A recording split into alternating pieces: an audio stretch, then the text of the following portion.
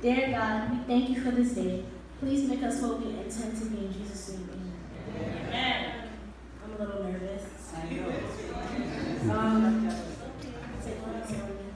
So, the title of my sermon today is, What is in Your Basket?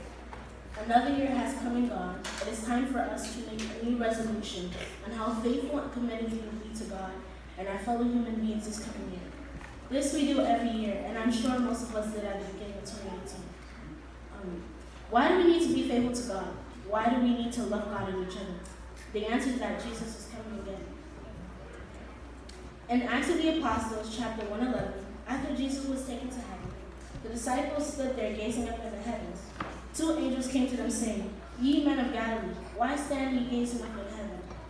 This same Jesus who was taken from you into heaven will come back in the same manner as you see him go. This is an assurance that Jesus is coming again. Better yet, Jesus made the promise to us himself in the book of Revelation, chapter 22, verse 12. Behold, I am coming again. My reward is in my hand to give everyone according to his work shall be.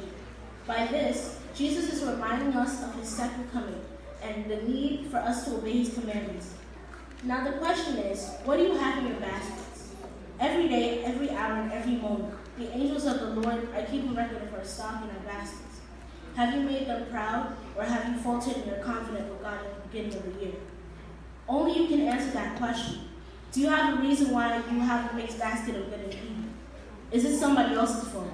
Remember that Jesus said that he is coming again to give everyone according to his work shall be. Are we judgmental? Do we support each other in church even when they make mistakes? Or do we criticize and scold them, making them uncomfortable in the house of the Lord? A story is told of a man whose phone accidentally rang in church during prayers. The pastor scolded him. The worshipers admonished him after prayers for interrupting. His wife kept lecturing him on his carelessness all the way home. You could see the shame, embarrassment, and humiliation on his face. He never stepped foot in the church again. That evening, he went to the bar.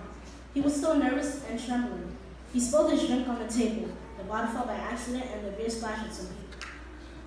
Those it touched rushed towards him. He closed his eyes, expecting bashing of words and slaps. Instead, they cared to know if he got cuts from the broken bottle. The waiter apologized and gave him a napkin to clean himself. The janitor mopped the floor. The female manager offered him a complimentary drink.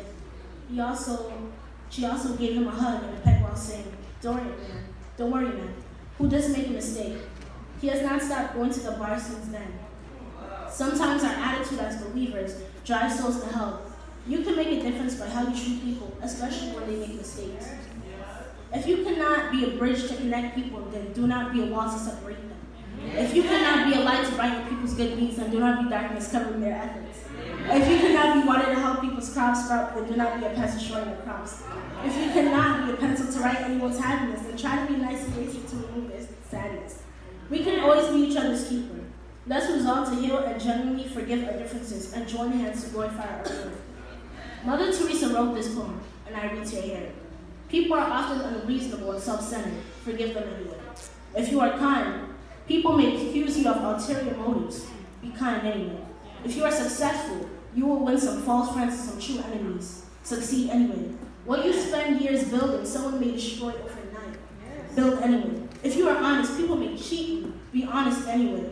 If you find happiness, people may be jealous. Be happy anyway. The good you do today may be forgotten tomorrow. Do good anyway. Give the world the best you have, and it may never be good enough. Give your best anyway. Amen. For you see in the end, it is between you and God. It was never between you and them anyway. May God Almighty create new hearts in us and pour out his indwelling Holy Spirit in us this year so that we can carry our candles and run to the darkness and go like the world for Jesus. Amen.